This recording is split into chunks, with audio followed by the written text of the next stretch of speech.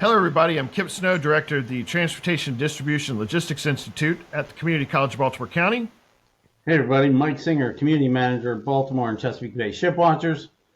Welcome to the Shipwatchers Podcast. Just two guys talking ship. It's episode 42? Yeah, Wow. We had a little bit of a break there from 41 to 42, and I had to go and figure out what life happens. Yeah. between all the Key Bridge anniversary things going on, and I was in Florida this week for a MARAD, a Maritime Administration Center of Excellence conference. Nice.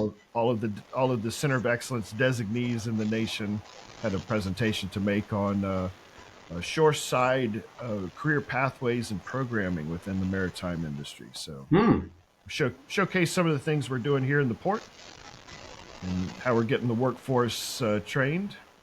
Cool. So it's been a little bit of. How do you think that went over? How do you think? I think it went pretty well. There's about 40-ish community colleges around the nation that have this designation. Wow. Yeah. So the goal from the government, especially with some of the things here recently with trying to ramp up shipbuilding in the U.S. Yeah. Wow. We should talk about that one podcast. Yeah. We will as some of that stuff starts flushing out. We will. Mm-hmm. But just, what we're trying to do is also trying to promote this particular industry and just the need for, trained professionals all across the full maritime industry. Mm-hmm. So it's, it's important for us to get together, talk about, some of those activities that we've put in place to help address the job issues. And mm-hmm. Now, did you hear anything? You're there. You're going to give a presentation. Other people are going to be giving presentations. Did you hear anything like, "Oh, that's a good idea"? Did you? Have any aha moments? Yeah, there were definitely some aha moments with all that. So some of it was just, different program options that exist in different ports. So like the port, say for instance, the Port of Houston, they're very heavy in the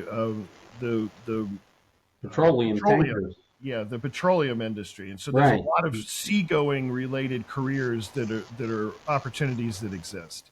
Right. So they're different than Baltimore, right? Right. Yeah, their training programs are much different than what we do here in Baltimore. We've got a kind of a mix. We got a tiny bit of ship repair, comparatively speaking, but heavy in port logistics, and so trying to. It is really neat to hear what other ports are doing to train their professionals and being able to share some of those resources across other ports. So that's probably the biggest takeaway from it. Cool. Well, but anyway, they kind of took away from other things like the podcast, unfortunately. So we're trying to get back into. Yeah, all good, man. Life happens, My thing is, I've got a new job. I'm working hard. It's springtime. I want to get the boat ready. I want to get the yard ready. I've got flower beds and stuff that I like to make look nice, and so we're watching our grandbaby, and so every day I come home and it's nice weather, and I think, I'm going to go get this stuff done, and then the grandbaby's here, and I'm like, nope, not going outside, spending time with the grandbaby. All right, so not doing mulching this evening, so totally understand that.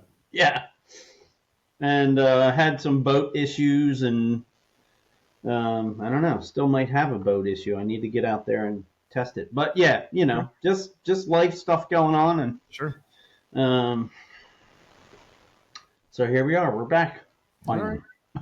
Why don't we go ahead and get into some shipping updates? There's a couple of nuggets that you came across since the last. Yeah. So just straight off the top, let's go to our truck transactions that we talk about every week. Just something that helps us track how much is going on at the port, and specifically containers. And let me just a little sidestep here. So I don't know if you remember, was it a port meeting? Where were we? There were some partnerships, conglomerates, like shipping groups. Well, am I using the wrong term? Just shout out if you know the answer. And so those partnerships have dissolved, and because of that, we're getting more ships, but less of a load in each ship. And then we're getting ships to come in here that we haven't seen in years, like Hapag-Lloyd and OOCL and some others that we don't normally see here. So that's kind of cool. Did you in that observation? Did you get any indication as to why, or is this a temporary change or a permanent change? Any indication? And it's Well, okay, not. As far as the partnerships are concerned, I don't recall why they ended, but I think it's not a short-term thing. It's kind of like when you see all the partnerships like in airlines, and they have like, we're flying under the one global umbrella, and they can you can fly on different airlines, and and they're all kind of partnered together, sort of. Well, there was some of that. I can't speak to the specifics of really any of them, but I think 2 or 3 of them ended. And so it's just, instead of them partnering and piling more stuff on fewer ships, now I guess everybody has to bring their own stuff to Baltimore, instead of, hey, Jim, are you going to Baltimore? Yeah, here, take these 4 containers, So some of the things that you're describing are some of the supply chain strategies that exist within this industry. All right, what would you know about that? Well, right. A little bit, not too much, but a little bit. And so the business alliances, they're going to partner on, contracts that have certain terms. Mm-hmm. Sometimes those terms just end, and those companies rejoin that alliance, and then sometimes they're like, let's go try something different, or they have some type of business, decision that they know that they want to go make and go after something different. So that kind of comes and goes. I would also be curious to watch this, from an economic standpoint, with such volatility that's taken place here recently. Right.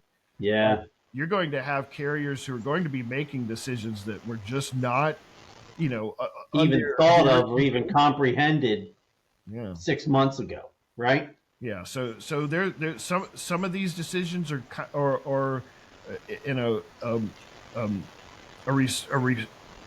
responsive, action, meaning something's happening, they have to change, and some of it's proactive, where they go, we see a change coming up, we're going to make some different decisions because of that. Right. Yeah, I know what you mean. And then couple that with,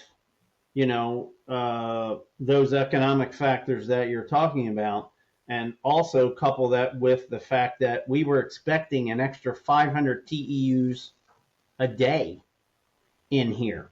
And there was a fellow that I met, he's part of the group. He's part of the sailing community. And when I posted about the new record that we're going to talk about, he was like, this isn't anything to celebrate. This is directly related to. And I'm like, well, I mean, it could be, but, when we had planned for 500 extra TEUs to come in, and we still haven't seen the numbers get real close to being consistent at 4,000 TEUs a day. And everybody's saying everybody's rushing into the port to get their shipping in ahead of time to beat the tariffs. Now, there is some of that going on. There are specific Sure. Yeah. instances of companies doing things very specific to that. 100%. But it just seems like there's way too many factors to figure out, you know, when we go through these numbers, you know, which one of them are the normal, which one of them are the numbers that are related to the partnerships breaking up, which one of them are related to the tariffs changing and people changing their strategies, which ones are related to the extra 500 TEUs that we were supposed to see. And so how are you supposed to know? And it's not like we're, all right, let me get to the numbers. So we typically only do 4 weeks, but I wanted to leave 5 in there, and I'll get to that. So 5 weeks ago, so these are daily average TEUs, right? So you add up all the container truck transactions per week, divided by 5, come up with a daily average. So 5 weeks ago, 3,669. 4 weeks ago, 3,326. 3 weeks ago, 3,501. 2 weeks ago, 3,690. Last week, or this past week, 3,660. So three out of the 5 last weeks, we've been averaging into 3,600s, which is pretty good. That's the point I wanted to illustrate there. But how do you? All right, so a couple of things related to the comment. All right, container moves, containers that are coming to us are typically going to be imports, which means we bought stuff from another country and we're bringing it here. Mm-hmm. And if we're importing more stuff than we're exporting, you know, that's kind of reflective of, you know, directly to container moves. You're typically going to see more containers coming in or more full containers coming in than you are going out because of the balance of trade that we have in our country right this minute.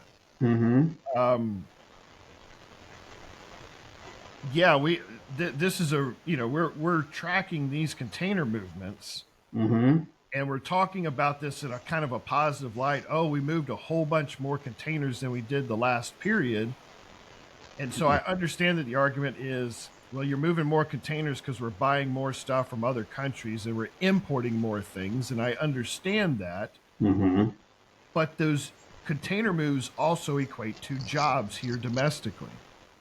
And right. So there is kind of this balance here. You can't look at, well, if we get rid of all you can't look at each side in a vacuum. Right, correct. And so don't make you can make the comments in a vacuum, but you also have to recognize that you're in a vacuum when you make those comments and that there are other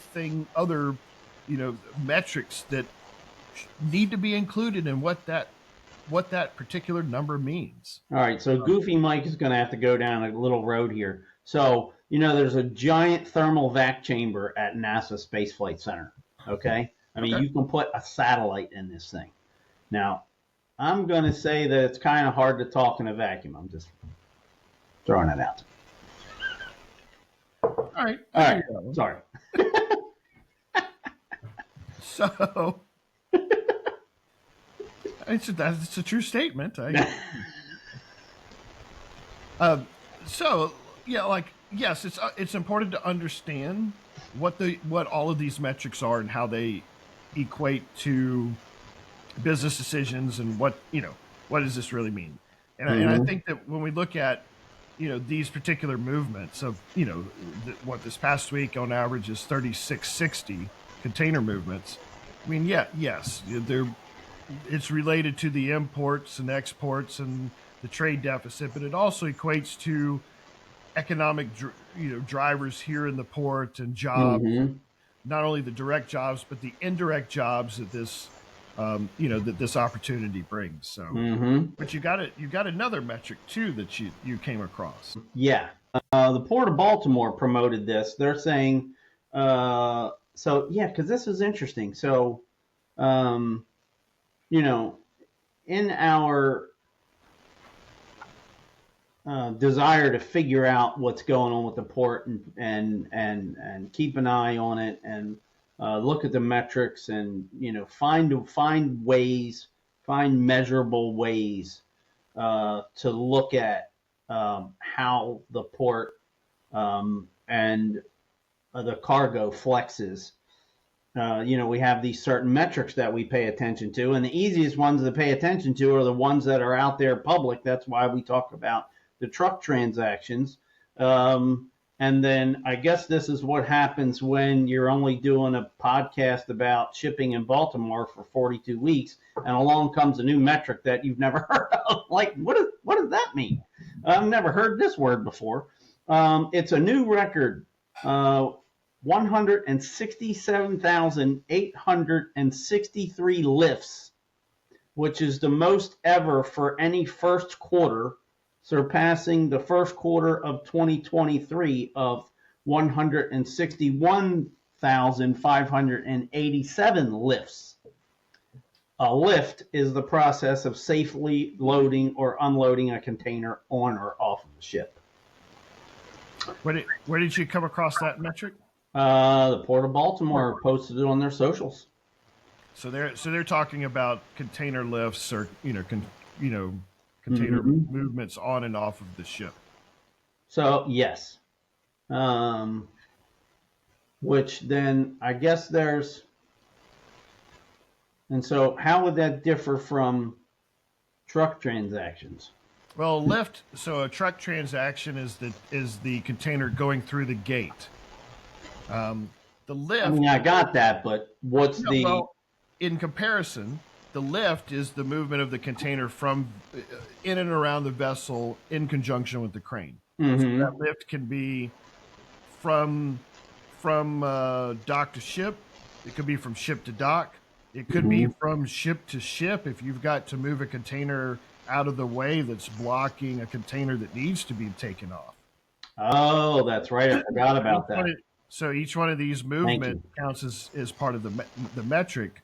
Thank you. Because I had, I guess, incorrectly assumed, well, anyway, I had assumed that there was an awful lot of planning that went into, and I guess there is, that goes into, can you imagine trying to computerize where you're putting which containers that go to which port so that you have to lift the least amount of other containers out of the way to get to the stuff that you need to in the successive ports, not to mention the fact that you're bringing in balancing. Imagine that you would want to do your best with balancing. You don't want it to, I would imagine they can trim left to right, front to back with ballast, but you don't want to rely on your ballast. You want to do your best to get your balancing in there. But then I recall there were times when there were big numbers, I don't know, in the hundreds of containers to move out of the way. And we had talked about that before. Yeah, right. Through one of my port sources, I think. And that has a term, and I don't remember what it's called. But yeah, so that's what I was trying to get to. Like when you look at the truck transactions and the lifts, like what's the ratio, or is it always minus 200, or But I think especially if a ship comes in and like they rescheduled for some reason, right? Then you're moving a whole bunch of stuff that you didn't plan to move. That would factor into your lifts metric, but not your truck transactions metric. Correct. So. Correct. And that's ultimately there is some correlation between the two, but it's not going to be a linear connection. Right.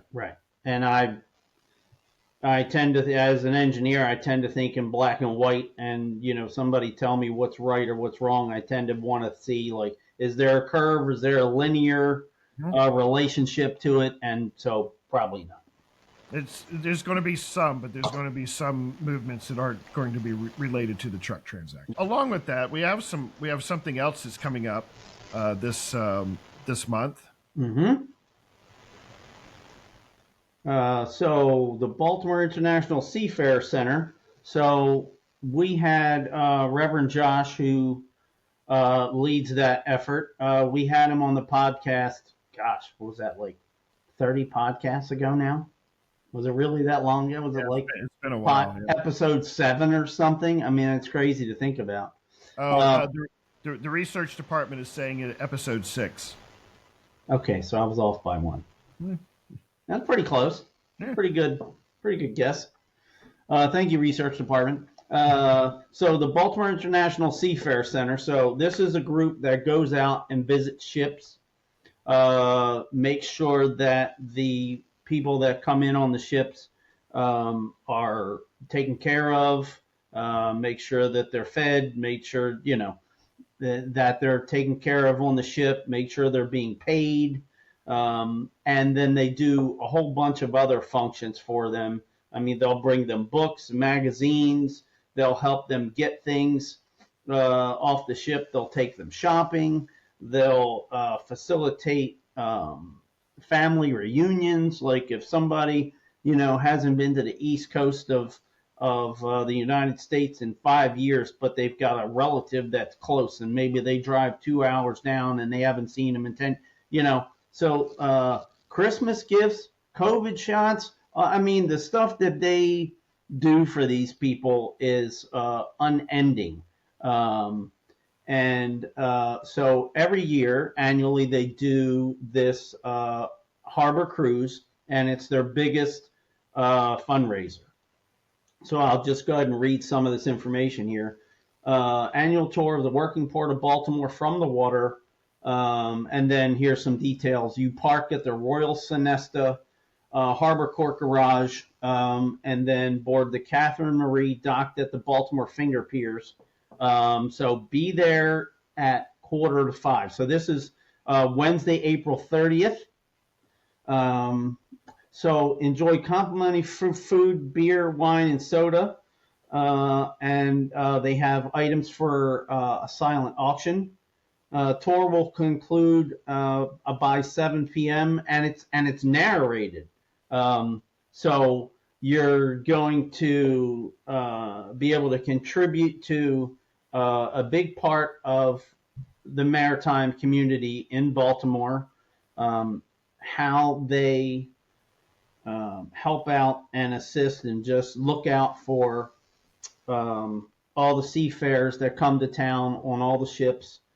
You're going to have a good time. You'll be able to hobnob with some local maritime industry folks, have some good food, have a nice cruise on a nice boat, see things from the water that if not many people have a boat, and so you will get to see the harbor and get to see the industry. If you're one of the sick, crazy people that pay attention to this podcast and the Ship Watcher, so you already have an interest in this stuff, so you'll actually be able to go out on this cruise and see things and get a narrated tour of details. So it really is, even when the weather isn't fantastic, it's still a good time. Absolutely. And we even have some friends who have some physical challenges, and they'll be coming, so it is wheelchair accessible. Nice. Okay. Now, let me point out that I can't imagine having a wheelchair going over that pier, because you'll be bumping.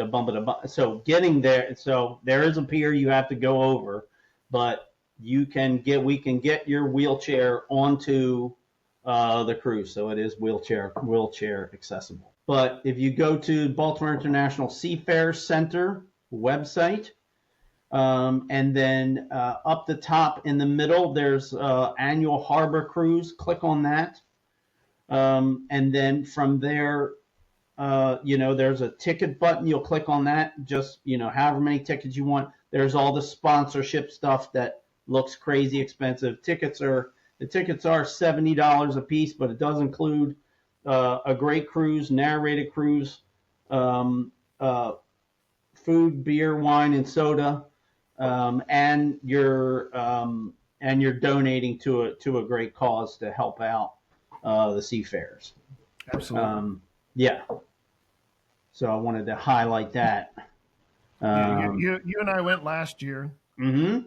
So and that was a great time. We did just like what you said. That David Hartman did a great job narrating, Mm-hmm. and with the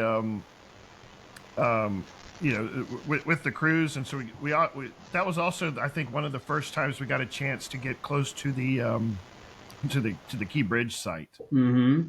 So so that would kind of give you a perspective of what to expect if you go and participate. Mm-hmm. And I think that's the first time you and I had really talked a whole bunch. Like, we knew each other and we were talking about, hey, we should get together and talk about what's going on at the port. But that's the first time we had really talked about it for a moment.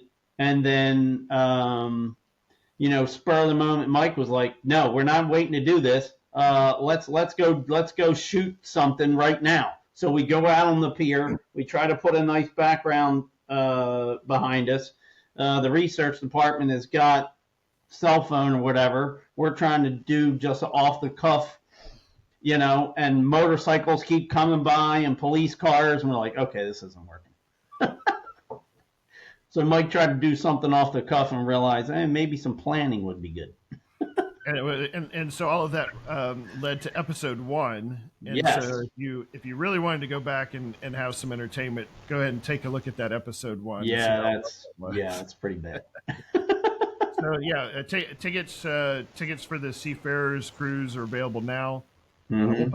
I'll put the link down here below for everybody to take a look at also. Right, and real quickly, so they tell you what part. It's 30 East Lee Street, the Harbor Sonesta Court Garage, and you do get your parking validated, right? Oh yes, or Right. at least that's what happened last time. Yeah. So it's actually the closest garage. You come out of the garage, you walk basically directly across the street to the pier. Yeah, it's important to mention that you get your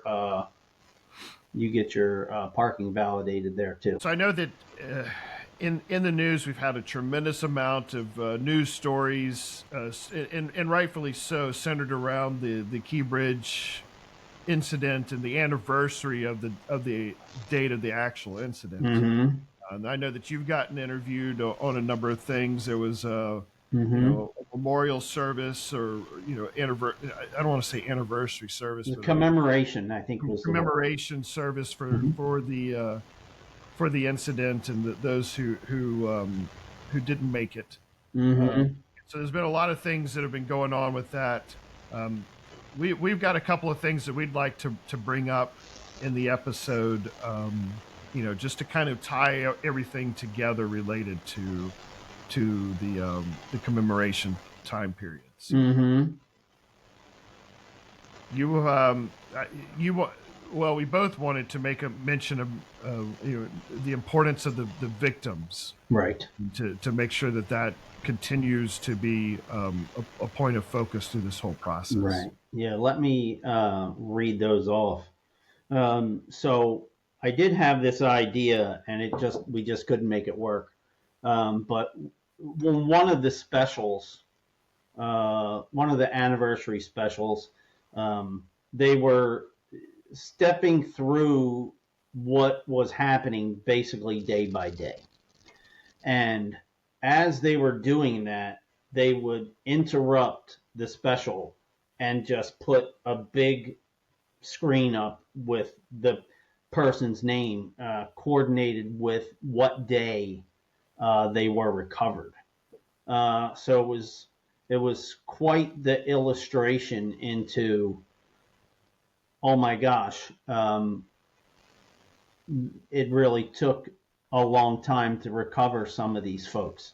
Yeah. And it's been a year. And even though There were literally thousands of people watching the Stream Time live camera that we helped set up every day. Um, you forget how long some of those families were without their family member recovered. So I wanted to list the names, but I want to list them by the day that they were recovered. How many days after the tragedy were they recovered? And I am not a Spanish speaker, so please pardon me if I don't pronounce these correctly.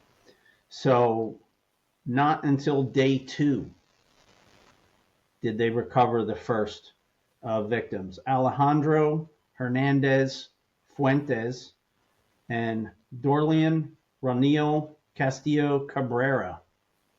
That was day 2. Then not until day 11. So you can imagine tragedy, of course, but you can imagine at some point your family member, you know they're gone, and they found 2 people on day 2. And the hope that you would have, that you would at least get some closure. Right. And so not until day 11 was Maynor Yasir Suazo Sandoval. And then not for another 9 days. So day 20, Carlos Hernandez. And I remember watching the camera, and you're watching them pull out pieces of the bridge. And, you know, the camera was 3 miles away, so it's really hard to zoom in and see divers from that. But the news was covering it. And then all of a sudden, you know, you're watching this process of all the planning that goes into it, and what are they going to cut, and how are they going to offload this weight, and how can they be safe about it, and these giant cranes removing these giant pieces that weighed hundreds of tons, and then all of a sudden everything would sort of stop. And everybody would say, "Gee, I wonder what's going on. You know, why are they stopping? Is what's happening? What, you know, why aren't they moving things?" And typically, it would coordinate with, like, the next day you would hear another name announced, and it wasn't too hard to put it together that they stopped everything because they had located someone and they wanted to carefully and respectfully recover them. So the last one that I read was from day 20. So now we're almost double that, more than a month. So 5 weeks. Day 37, Miguel and Angel Luna Gonzalez. 37 days later. And then on day 43, the last victim was finally recovered, Jose Minor Lopez. So I just wanted to take some time to read their names once again, because you know, there's a lot involved in this. Folks are upset that the bridge hasn't started, and there's people on the internet saying crazy stuff and getting political, and so I think it's important that we remember these folks. Wholeheartedly agree. I mean, that's, yes. And I have a direct impact because that was the route that I took to work every day. mhm. But in remembering, keeping that in the back of my mind of there are others that have been impacted far worse than me on that. I mean, that's I have to Right, you have to remember that. right, right. There's certainly, you know, folks who have it worse.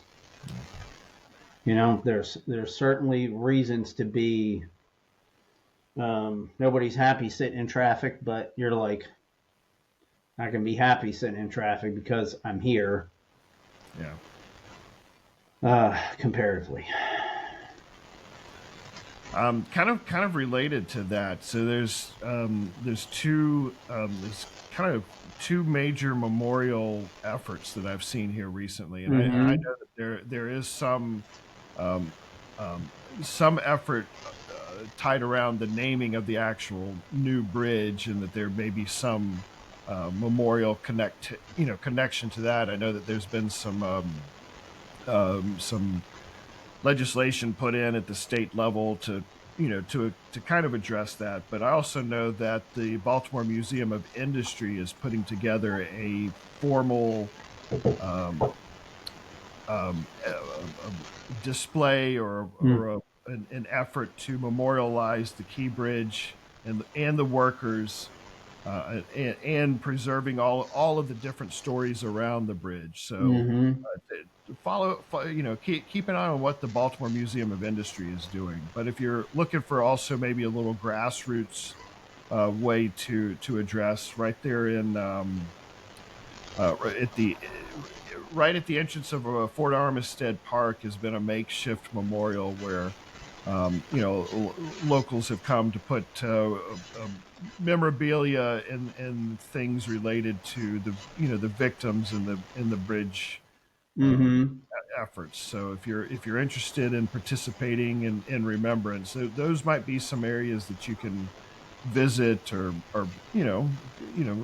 interact with in some capacity to help with that. Right. Here I'm calling Audible. I just pulled this up. Sure. Okay, so let's zoom out. So here's where the Key Bridge was. Here's Fort Armistead Park. Over here on the point, this is where you see, a lot of photos and what have you of shipping and stuff.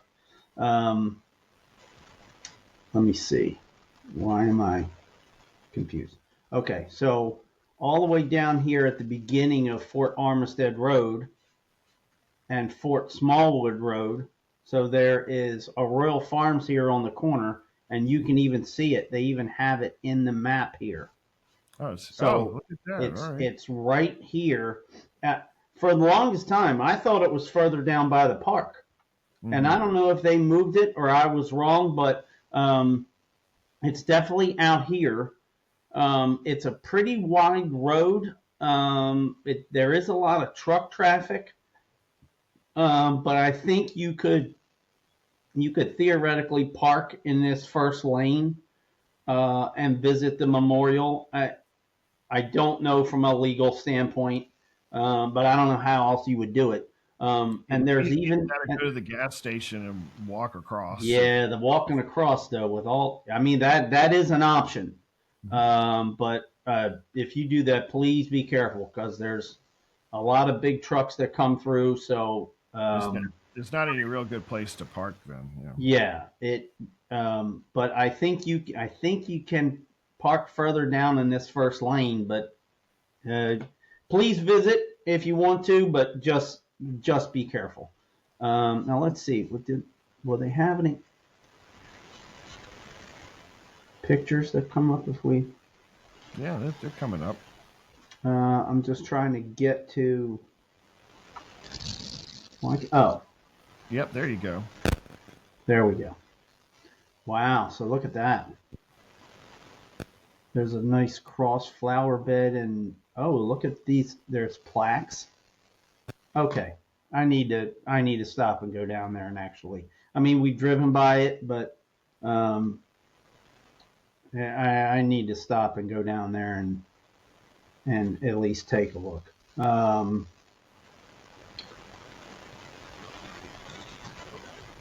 Yeah.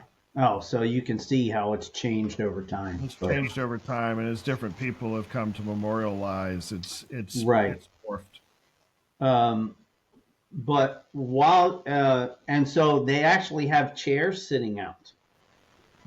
So there are chairs there. So if you would like to visit the memorial and sit down and pay your respects, they have it set up so you can do that.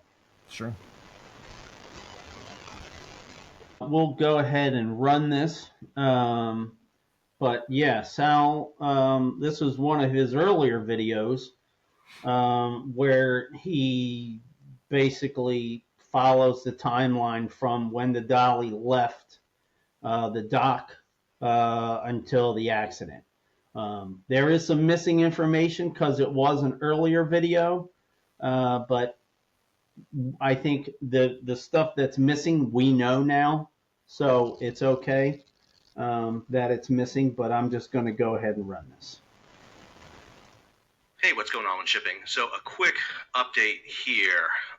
Want to show you the video of the track line of MV Dolly as it leaves the berth here at the Port of Baltimore. So here's Dolly. There will be two tugs, Bridget and Eric McAllister, that are going to come in and take the ship off the berth. You see its track line here as it heads out.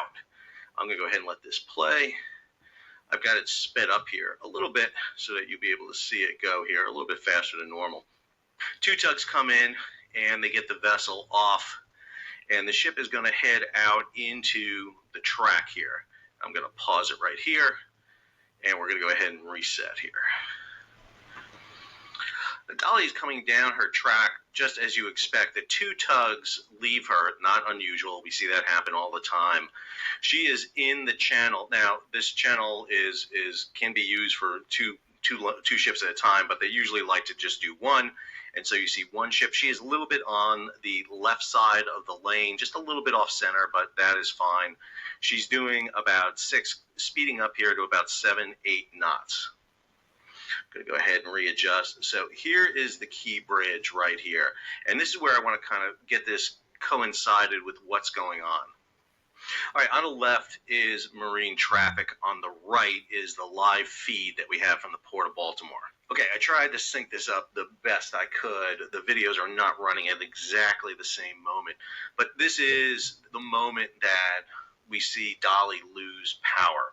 She goes dark in the video up here. She is out without power at this time.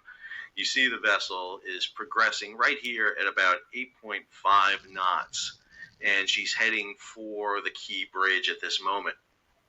And again, one of the things that we're not sure about here is what is causing the power outage on the vessel.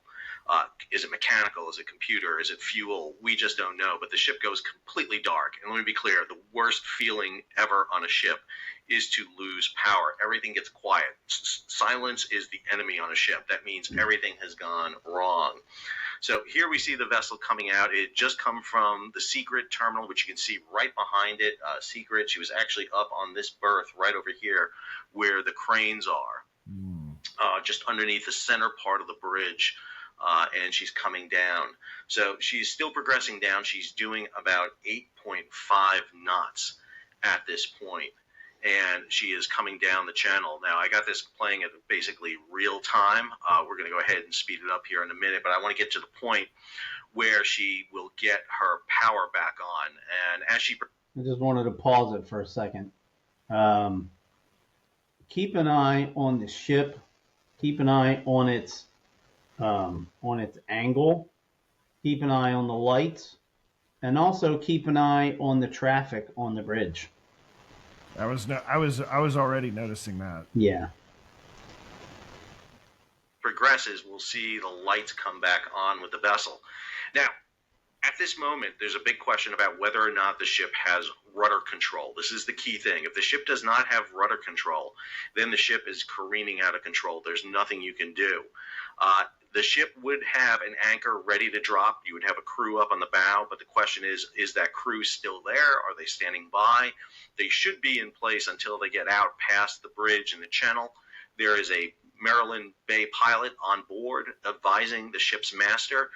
Right at this moment, hopefully, they're calling out issues on Channel 16 and the other hailing channels that they'll be using to tell them to be aware. They will have portable radios, so they don't need the ship's radio. Here you see the power come back on the vessel. So now Dolly has power back on. She is starting to drift. If you look at marine traffic here, she is starting to drift toward the south side of the channel at this point. So she is beginning her movement. Remember, this is a vessel that is about 100,000 tons. So a substantial size vessel. It will have a lot of momentum on her. And if they had lost power, then the rudder would not be answering. So wherever that rudder was, even if the rudder was dead center, it's not providing any maneuverability because you have torque from the propeller. The propeller is going to want to twist the ship. Now we're seeing smoke belching out of the ship. Here's the smoke coming out. What we tend to think is this is the ship starting to back down. They will try to get way off the ship. And that's going to be an indication we're going to see here if the ship begins to slow down. So I got it running now. It's a little bit off sync. It's just not quite timed in exactly. We're lagging behind on the. Watch the view on the left and how out of the lane the ship gets. I mean, it's already pointing in the wrong direction. Right. Video. But what you do see is the ship is starting to lose way. It's starting to come off. It's down to 7.6 knots. Now the ship is coming out of the channel at this point and still has a lot of way on. That could be just a little bit of loss there by maneuverability. We know she drops her port anchor. We just don't know when she drops the port anchor. And again, more black smoke coming out of the vessel. This is either an engine failure or the issue of the ship trying to back down. And then you have the strike up against the bridge. That's where you see the speed come off to about 1.5 knots there. And on the video, you will see the ship. There'll be a big splash in front of the vessel as it hits that piling. And you'll see the collapse of the pier. You're still seeing black smoke emanating from the vessel at this point. The ship has basically come now to a full stop at this point on terms of its maneuverability. It's still showing a little bit of way on because of the GPS. It just takes a while for AIS and GPS to get in sync with that. And this is the moment of impact that we will see here. About 1:28 in the morning, Eastern Standard Time, 4-hour difference between UTC. See a big splash there as the pylons hit, and then you have the bridge collapse. So that gives you a kind of a play-by-play there on marine traffic as it goes on.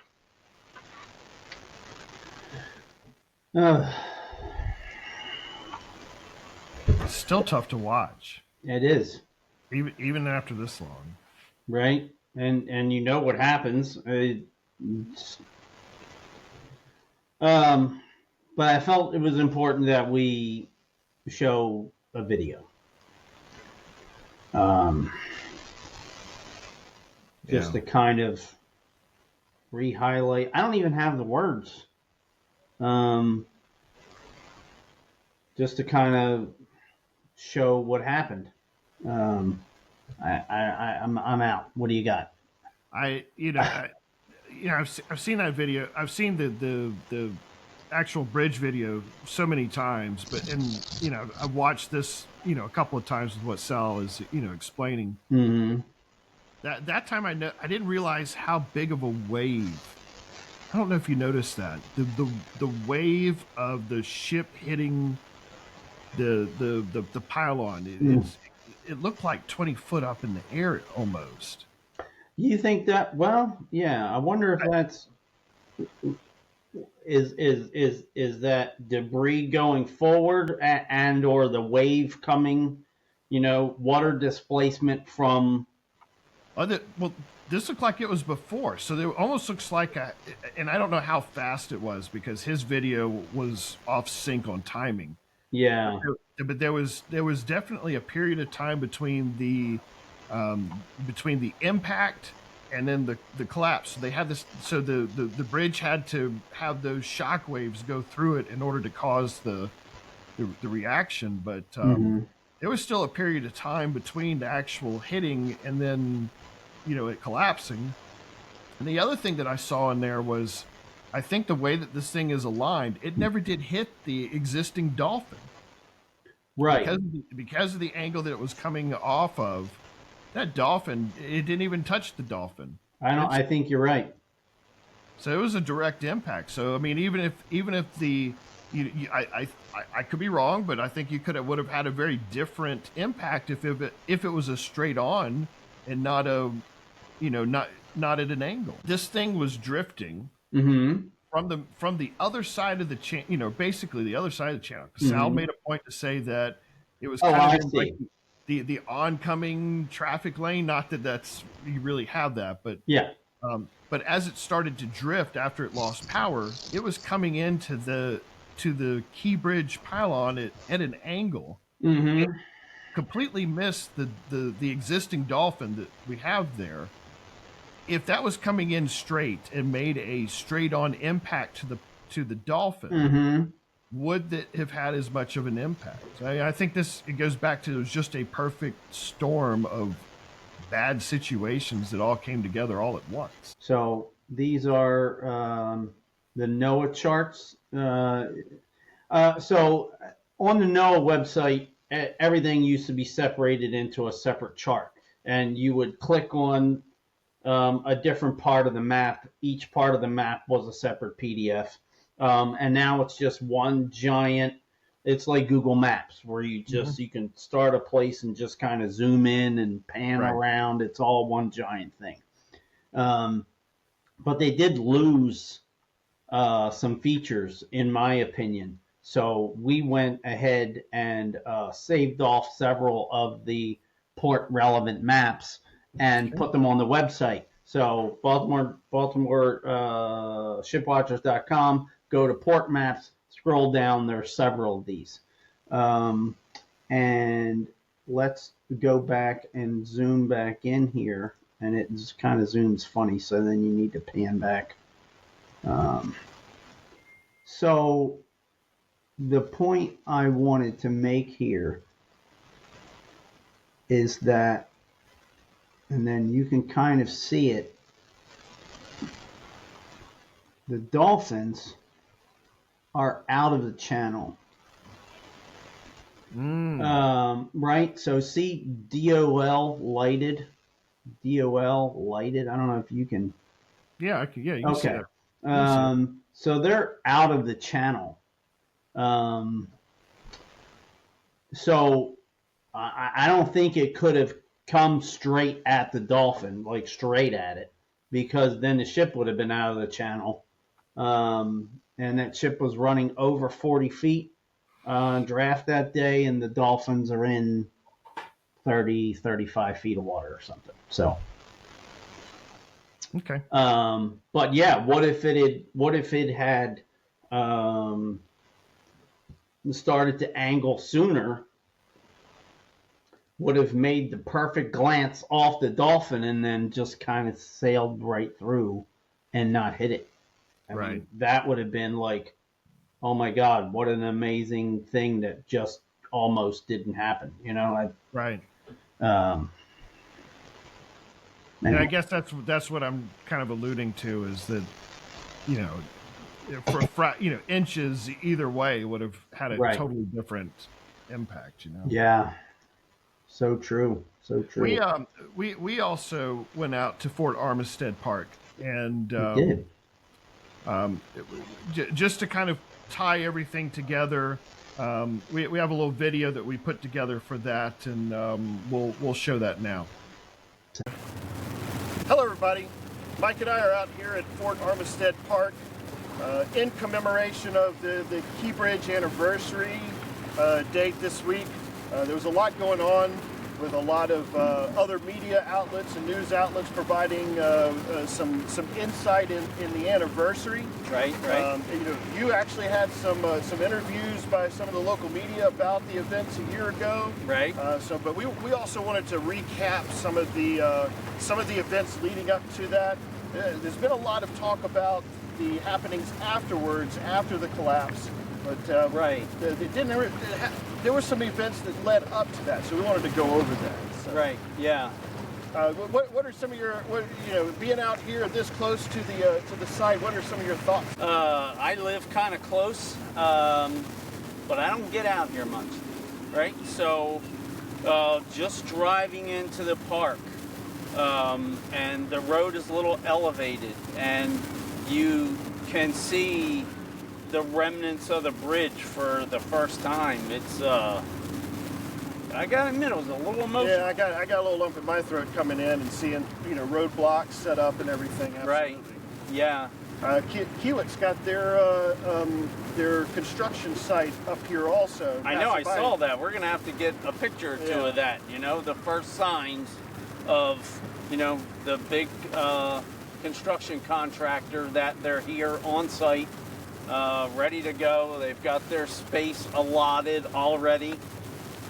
Long time from now, it probably won't be enough space. Right, but right. And I would imagine there may be quite a bit of traffic coming in and out of that. Oh. That entrance and part of the property here. I'd be curious to see what happens. I would imagine later on, there's barely going to be room to park in there. Yeah. There was a timeline that we came across. Yes. That talked about some of the specific actions, and when I was looking at this timeline leading up to the actual collapse. Right. It's not a lot of time that took place. It is amazing how little time there was. And I've heard a lot of sentiment from the general public of why didn't something happen faster? I mean, there were fractions of seconds that took place that right. you're going to go through and summarize. But I think it's important for everybody to understand that there was not a lot of time for so much to have happened for what did transpire with getting as many people off of the bridge or prevented from being on the bridge. Right. And even the effort to try to get the the construction crew off. And we've heard, they only had 90 seconds to make this call. So let's just run through that. Sounds good, yes. So let's start here. 12:39, the Dolly departs Seagirt Marine Terminal. Now that's 12:39 in the morning. Yes, a.m. A.m. At night, yep. 1:07, Dolly enters the Fort McHenry Channel. So when we say that, so there's like a loop, like a service loop that the ships go in off the main channel. And I think she went out through the outdoor, as I like to joke around and say. Some of the bigger ships, they actually have to do like a 3-point U-turn and come out the way they came in. But she went out the long way, which is what it's intended to be. And so once they get her lined up straight in the main channel, that's the Fort McHenry Channel, that's what comes out past here, and then the tugboats let her go, which is typical. It's what they do for every ship. So there was nothing out of the ordinary at that point. That all the protocols are being followed, within that small time frame. Right, exactly. So 1:07 enters the Fort McHenry Channel. 1:24, Dolly underway. So turn loose on her own power. That was 45 minutes after she left the pier. And you don't realize how much of a slow evolution it is. Right. How methodical and careful they are to make sure that nothing happens. Now, tragically, something did happen later on, but how slow of a process this is. It doesn't happen fast at all. Correct. 1:24:32, so 30 seconds later, the first light failure. 1:24:59, so just over 30 minutes, 30 seconds after that, total power and propulsion loss. Less than 4 minutes till impact. Wow. That right there, that is what I wanted everybody to understand, is that less than 4 minutes. Less than 4 minutes. Everything that you're I'm about, finding myself getting a little emotional. Yeah. This is crazy. less than 4 minutes, and you've got a major event that's about to happen. Right. So about 30 seconds later, the light comes back on. About a minute later, 126.27, light failure number 2. 10 seconds later, 126.39, pilot requests tug assistance and first distress signal. All right, I want Just under 2 minutes till impact. just under 2 minutes. So not a lot of time to, okay, so you've got 20, 30 people on a ship, okay? Something's gone horribly wrong. Where is everybody? What are they doing? People are probably, scrambling. Okay, if you're up on the bridge or you're in your cabin, you're not getting to the engine room. It's got to take you a minute to run your butt off Yeah. down a flight of steps, the length of the ship. None of this happens fast. The light failure number 2, they've gone through a power outage, a full power outage. Everything came back on after making some quick changes, and then they had a second power failure. There were some comments that said, well, why didn't they do something sooner? Why didn't they do it when the first power failure took place? Typically, those are situations that should come right back on if there's not a major problem. And so having that transaction, as long as everything came back on, it doesn't warrant a full-blown emergency. They didn't fully understand that there was a much bigger problem on the ship. Right. And then also remember, the company, somebody that manages the ship, didn't put the right pump on there. And they didn't put a pump on there that was designed to recover from a power loss. Right? So let's not forget that. So that was 126.39. Just about 30 seconds later, 127.04. Pilot orders anchor to be dropped. Because now at this point, I'm not a pilot. I'm barely a mariner. I have my own little boat. But you got to do whatever you can. Now, we watched that whole video with Sal where he step by step talks about every part of this process. Yeah. And he said, the anchor's not going to work. Well, we're not here to be critical. And the pilot said, drop the anchor. I imagine he's thinking, oh my God, I got to do whatever I can to try to make this happen. And then Sal talked about, it's not like on Mike's boat, you push a button, the anchor goes. Correct. You've got to push a button. There's probably not somebody still up on the bow. So let's remember there's a whole bunch of stuff going on. Everybody's running around to try to fix whatever is happening. They got to figure out what's happening. Oh, and now the anchor has to be released. That has to be manually released from the bow, which means who knows where everybody is. Now you've got to, at least 2 people run to the bow. It's not, and I'm just repeating what Sal says. I've never worked on a ship, but it's not a fast, easy process. Not at all. Not at all. And so you're in an emergency situation. You've got 20, 30 people on board. Who is not doing what they were doing to go run and drop the anchor, right? It's amazing when you think about everything that had to happen. 5 seconds later, lights come back on. 20 seconds later, 127.25, less than a minute and 20 seconds till impact. This is the second distress signal. Seconds later, 127.53, now less than a minute. Now less than a minute till impact. MDTA dispatches units to close the bridge. Wow. Tell me.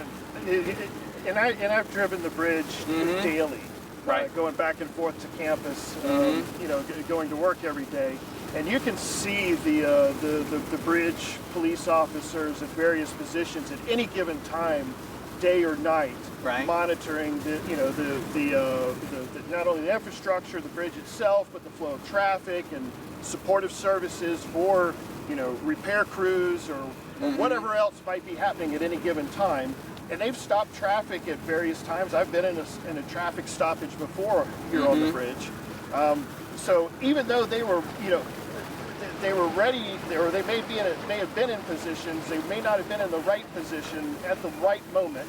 So they had to get there to be able to close the bridge off. Right, because who knows where they were, actually. And to be able to stop the traffic prior to impact is just impressive with the limited amount of time. And it just time stamped here. How much, fractions of a minute to be able to stop and save a whole bunch more lives. We're talking 50 seconds till impact. 50 seconds. And those individuals Blows my mind. are trained to be able to work in those timed environments like that, and they did everything that they possibly could have. Oh, absolutely. I believe that wholeheartedly. Absolutely. And let's not forget the horrible irony that if it wasn't for the people on the bridge doing the construction, filling the potholes, that they've said that the MDTA officers wouldn't have been as close to be able to shut down the bridge. I mean, I guess you take your car. Do you know what happened? I never heard it. You take your car like you see on a police TV show, and you just cut in front of everybody. Okay, nobody's because you can't stand out of your car and wave them down. I mean, you got to do whatever you can to block the way. So, like 30 seconds later, last moving vehicle leaves the bridge. And so now we're down to 15 seconds. 15 seconds. The last moving vehicle left the bridge 15 seconds before impact. And 128.44. There's a number you don't want to play on the lottery. Exactly. Dolly collides with the bridge. I noticed that in doing some of the research on this timing, I did see that the anchors were dragging. There were distress calls. There was a lot that was going on right in that particular second. And then to hear in some of the time-stamp research that I did, the sound of the bridge coming down when it started and stopped, and how long of a time frame that was that you could hear the rumble of the bridge falling. Yeah, and we're not that far away, but we're probably about 3 miles from here. But we're kind of around the corner, and I guess if we were outside at 1:30 in the morning, we probably would have heard it, but we certainly didn't hear it at our house. I mean, as we were sleeping. For the day of, and I know that you've got, I understand you're in a situation where you're connected to this incident, maybe not by choice or not on purpose. Your role with the Ship Watchers group, and I interacted with the group quite a bit prior to the incident, but this is not. I'm sure this is not what you want to be famous for. Right. Providing that service with the camera is great, and there's lots of people who, prior to it, were interested in, watching the vessels come through, but it just so happened that this event happened. Right. What was your experience that morning? How did you find out? And I have told this story a few times. My wife got up super early. She hears my phone just blowing up on the nightstand, which never happens in the middle of the night. So she's kind of ignoring it, and then she leaves, and I think I'm half awake, and I hear some notifications, and I know if I look at that phone, I'm up. I don't want to get up yet. And then eventually something told me to check it, and one of the people from the group messaged me, "Hey, the bridge is down." Your first gut reaction is, "What? What do you mean the bridge? How can that? Am I sleeping? Am I crazy? Am I dreaming?" So run out to the dining room where my laptop is always open to the camera. and I'm looking at it, and it's gone. And I can't believe it. Eventually, I know I ran it back because you can rewind it. But more importantly, I'm now standing there in my underwear, and there's a camera on my laptop, and I'm like, okay, maybe I should put a post in front of that, or put some pants on or something. Sure.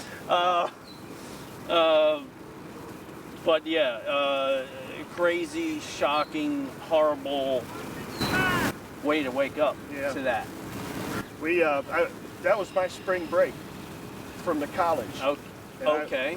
What was your perspective? Yeah, I was down in Charleston, South Carolina. I was taking care of some things with my parents, and getting elderly and trying to help them out with some things. Right.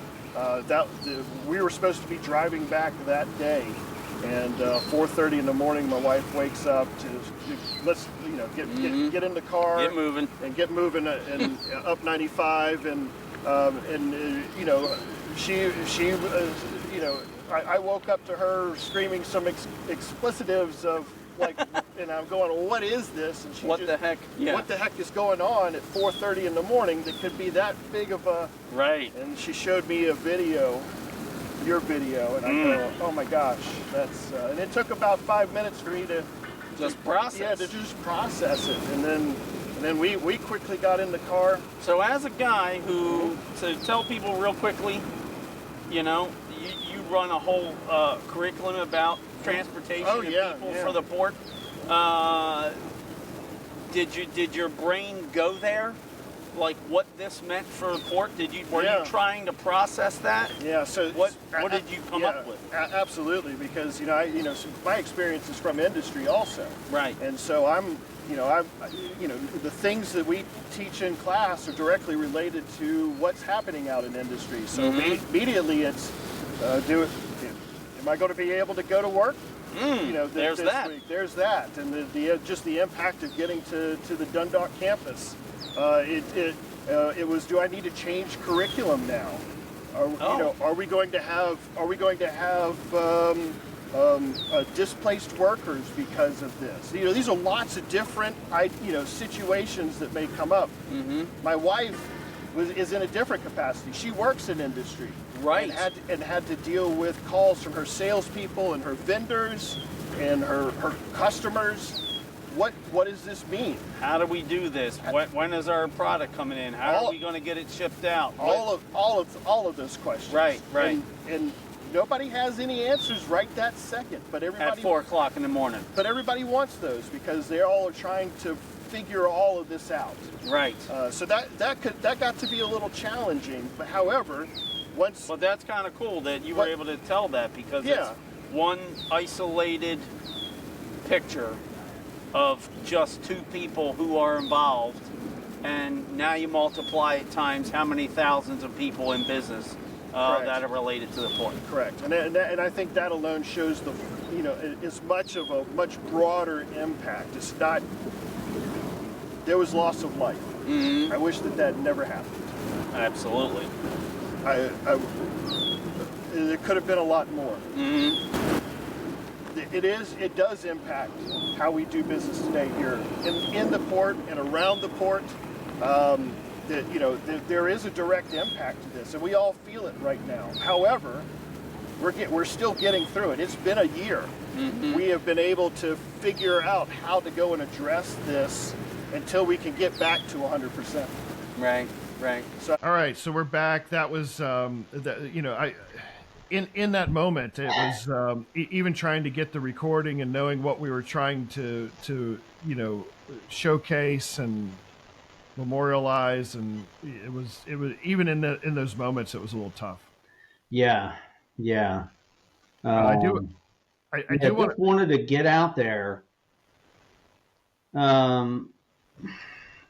We talk about everything to do with a port that we can think of, anything that's appropriate on any given week. And we like to share pictures, and, we've got live stream camera, we've got a lot of resources. But to be on location is different. Special. And so we wanted to get out there just as close as we could, and talk about it on location for a little bit. Yeah. I also want to thank Wesley Lapointe, a freelance photographer who helped us out with that shot. Yeah, big ups to Wesley. We were talking with him for a while.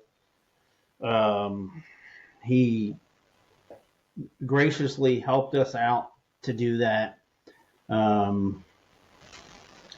We don't have the equipment or the manpower to pull that off on our own. So we couldn't have done it without help. And thank you so much, Wes. Yeah, man, that was really cool for you to step up for us and do that. I really appreciate it. Absolutely. So if you have some professional photography needs, reach out to Wesley. He did a fantastic job in helping us out with that. So yeah, and he has a website, right? We can put his website up. Yeah, we'll pull all of that information up for you to be able to contact him. All right, very cool, very cool. All right, some upcoming events. You went through the BISC, the Seafarers Cruise coming up on Wednesday, April the 30th. Yep. So get your tickets. When the boat leaves. So be there no later than 4:45. That's right. 4:45, Wednesday, April 30th. And the Baltimore International Seafarer Center, BISC. Go to the website. Up the top, annual cruise. There's a button for buy tickets. And buy as many as you need. Remember, this is a fundraiser for them, for all that they do, for all the seafarers that come to town. And so you'd be having a good time, get some great food, meet some industry folks, get a great view of the port, get a narrated tour. It's definitely worth going on. Absolutely. On Friday, May the 2nd, the Women's Traffic and Transportation Club of Baltimore is having their annual shrimp feast. This is one of their annual fundraisers for scholarships. Mm-hmm. So if you want an opportunity to get some good food and raise some money for a good cause, I'll put the Women's Traffic Club website up here so you can go to their website and purchase tickets for the shrimp feast. That's Friday, May the 2nd. Mm-hmm. The other big thing that's coming up here shortly is Sunday, May the 18th, is National Maritime Day commemoration out of Pier 13. Mm-hmm. In Canton? In Canton. You'll get an opportunity to tour the NS Savannah and the John W. Brown. And then there's a commemoration ceremony, 11:30 out there on the pier. It will be broadcasted live, so we will be broadcasting that here on the Shipwatchers channels. I believe that there's a YouTube landing page for that broadcast already to go, so you can like and subscribe to that and be alerted for when that goes live if you can't come out on the actual day. We'll be out there. Mike's going to have his tent out. Yep. And so if you want to be part of the Ship Watchers, come on out and say hi to Mike. Between Mike and myself, we'll be in and around the pier doing some broadcast stuff, and hope to see everybody out there. Yep, yeah. And what did we get? We got, and so how do we tell folks to do we have the information about shuttle buses yet and all that? Is that information available? Yes, they're still fine tuning that. Tentatively out at Ruckert Terminals. Okay, is where you can park for free, and there'll be a free shuttle that takes you from Ruckert Terminals down to Pier 13, so you don't have to worry about trying to find. There's not a lot of parking out on Pier 13, but you don't have to worry about that. In our next episode, we should have some flyers ready that we can put up, and with some information on exactly where to park, what the timing is for things. There'll be a food truck that's out there, so you don't have to worry about food. But we'll go into a little bit more details as what's happening on that day.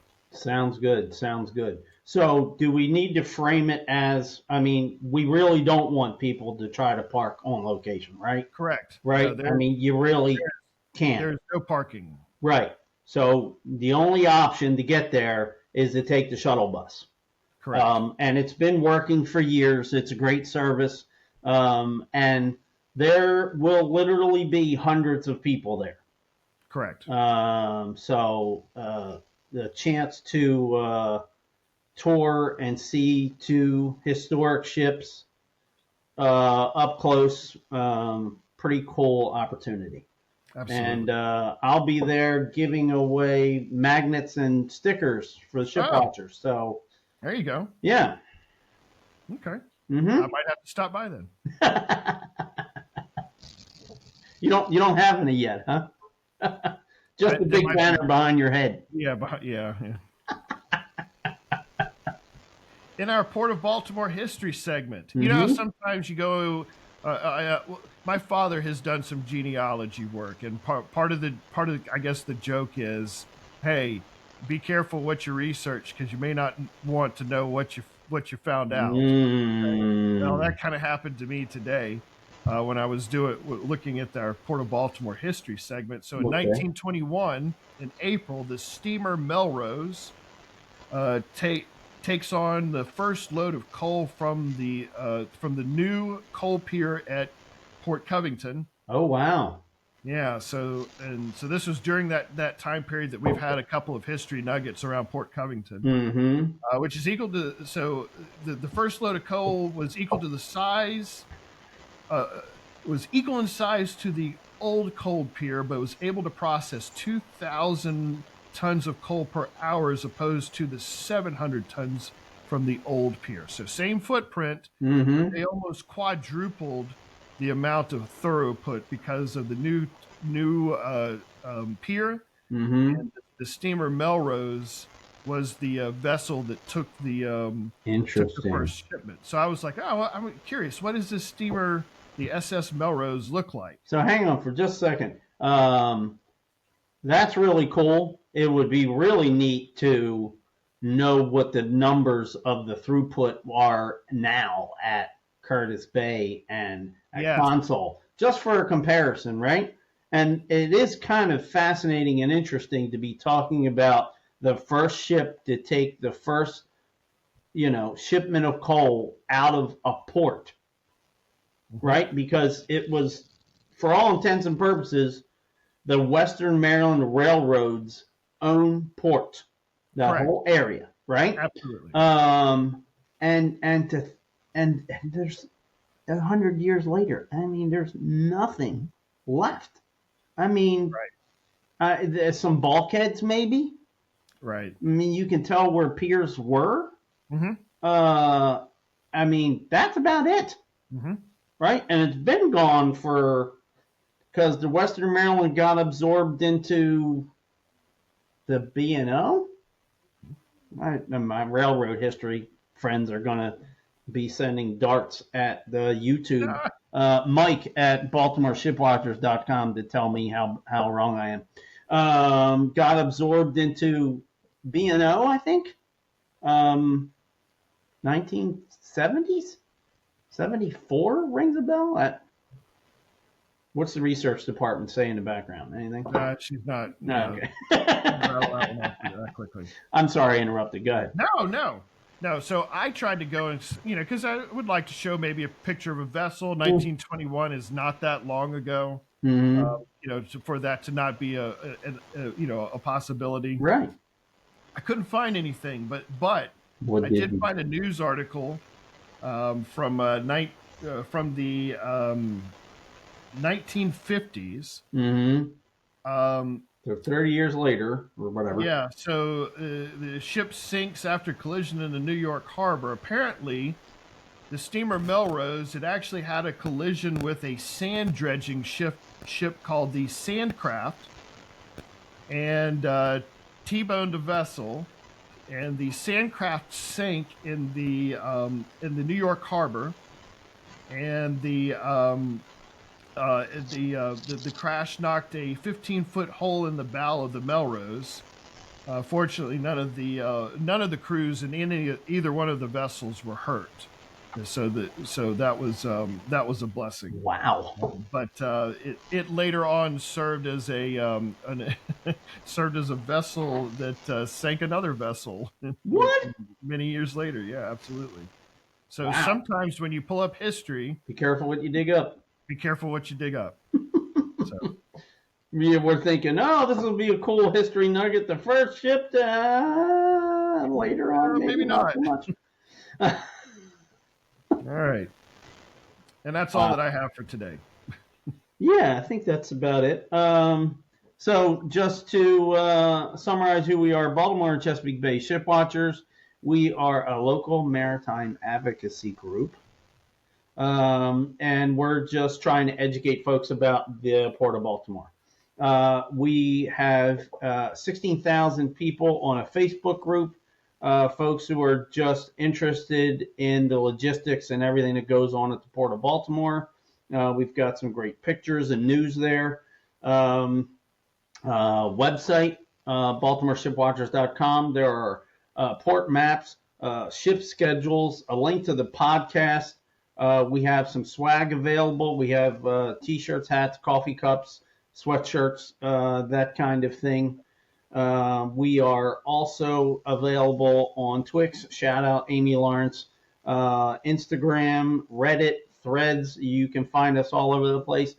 If you're watching this podcast on YouTube, give us a like and hit subscribe, hit the bell to be alerted to new podcasts as they come available.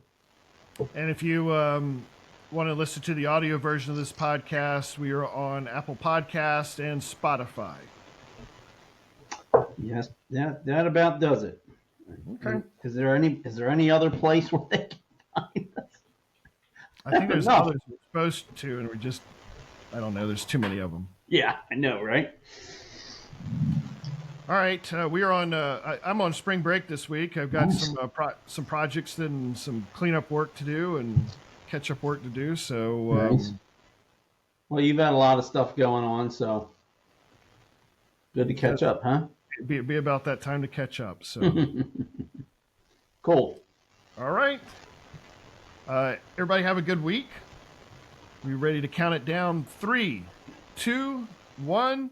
Happy ship watching. Oh, I jumped the gun. No, actually, on my end, that was like, it sounds perfect. Oh, really? I still have to wait till the recording goes through. Because right. Last episodes was like dead nail on, and I was like, yeah.